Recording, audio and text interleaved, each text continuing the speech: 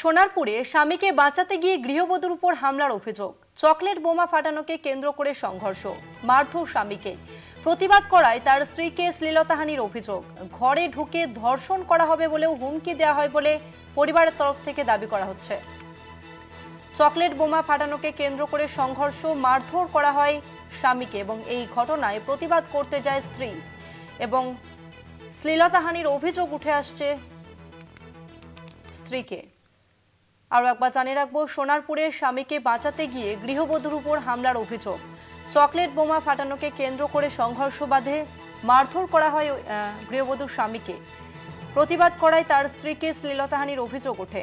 ঘরে ঢুকে ধর্ষণ করা হবে বলেও হুমকি দেওয়া হয়, এমনটাই অভিযোগ উঠে আসছে। আমাদের সঙ্গে এই মুহূর্তে ফোন লাইনে রয়েছে প্রতিনিধি সুখদেব দে। সুখদেব, ঠিক কি অভিযোগ উঠে আসছে?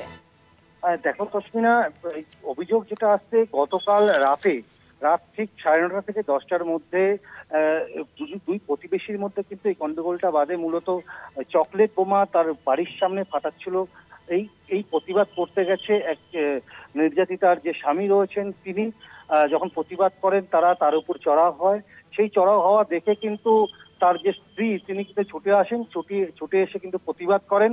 প্রতিবাদ করলে কিন্তু পুরো তাদেরকে রাস্তায় ফেলে, তার গৃহবধূকে রাস্তায় ফেলে বেধড়ক মারধর করা হয়। প্রায় 6 থেকে 7 জন, তার মধ্যে পুরুষ মহিলা উভয়, সবাই মিলে এই মহিলাকে, নির্যাতিতাকে বেধড়ক মারধর করে। এমনকি তার প্রাইভেট যে পার্ট রয়েছে সেগুলো তো হাত দিয়ে শ্লীলতাহানি করার চেষ্টা করে বলে নির্যাতিতা নিজে অভিযোগ করেছেন। যেমন তার পরিবারের তরফ থেকে একই অভিযোগ করা হচ্ছে এবং প্রতিবেশীদের তরফ থেকেও একই অভিযোগ করা হচ্ছে।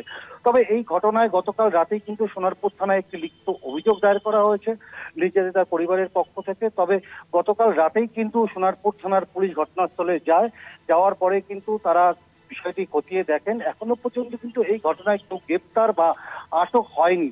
আমরা পুলিশের সাথে যোগাযোগ করার চেষ্টা করেছিলাম, তারা বলেছেন যে এই বিষয়ে অভিযোগ হয়েছে এবং যথাযথ তদন্ত করে দেখা হবে। যদি সেরকম হয় তাহলে দ্রুত তাদের বিরুদ্ধে ব্যবস্থা নেওয়া হবে, এমনটাই কিন্তু পুলিশ সূত্রে জানা গেছে। তবে এই মুহূর্তে কিন্তু নির্যাতিতার যে পরিবার রয়েছে তারা বিচারের আশায় রয়েছেন। তারা এক প্রকার হুমকি দিয়েছেন বলে বলা যেতে। তারা যেটা বলছেন যে এর যদি বিচার না মেলে তাহলে কিন্তু তারা বৃহত্তর কোনো পদক্ষেপ নিতে বাধ্য হবেন, এমনটাই জানাচ্ছে নির্যাতিতার পরিবার। তসমিনা, ধন্যবাদ সুখদেব।